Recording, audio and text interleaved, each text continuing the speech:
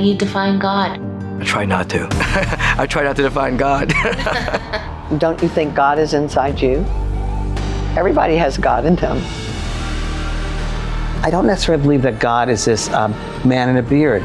I don't believe that. I think that's the religious, human way of putting it, man's way of putting that, giving it some kind of a human characteristics in order to understand it, if you will.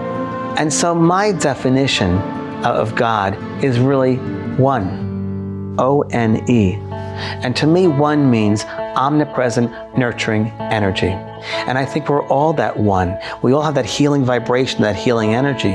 And I believe that one, God, is a creative energy. So I believe as souls, we're constantly creating.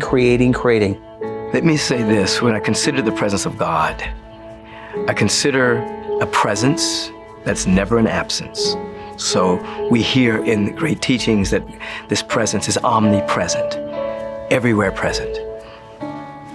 There's no place and no space where this presence is not. And this presence is conscious of itself.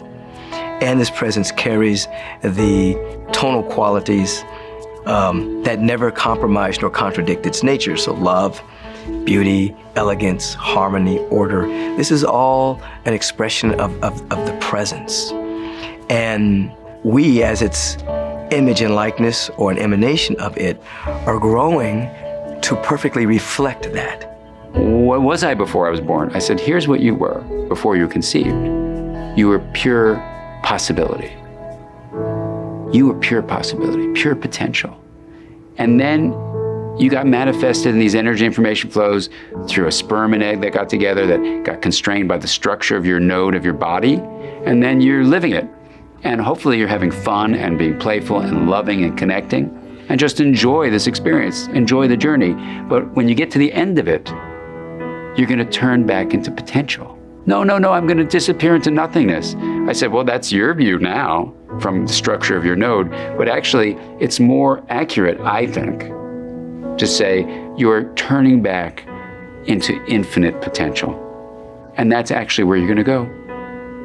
So for many people, they either say, oh, I don't believe that, or they hear it and they go, that makes me feel so better. So when my father was dying, and he was not a religious man at all, he got very scared at the end. And I would spend a lot of time with him. And he said, where am I going? Because he had no belief system.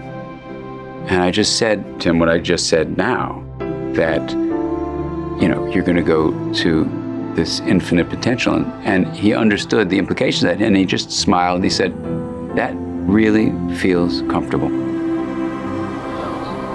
Is there a God?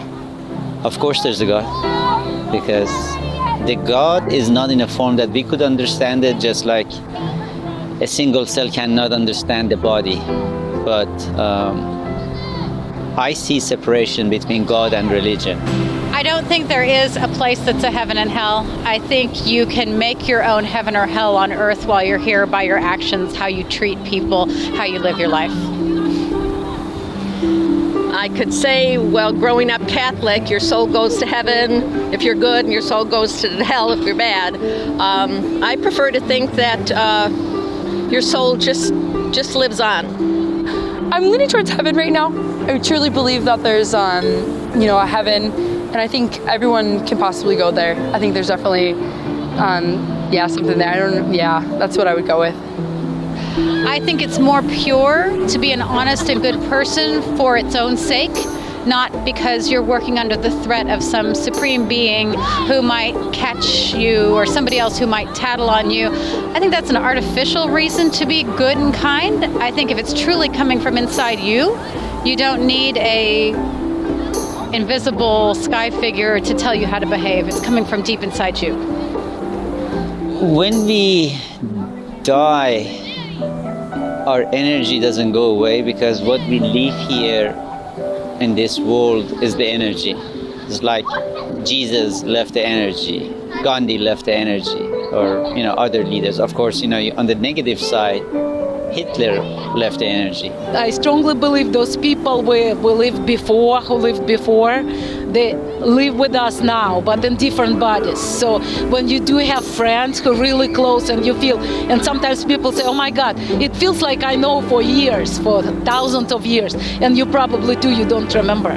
You know, it's something I'm still thinking about constantly. I'm not quite sure, but I really think there's something extra. Like if someone were to pass away, I think they definitely still watch over this. And there's always like signs and such. Like I don't know, something. I just think someone's always watching over us. There is this a strength which controls all around us, and we're the one who are making decision to follow the strength or not.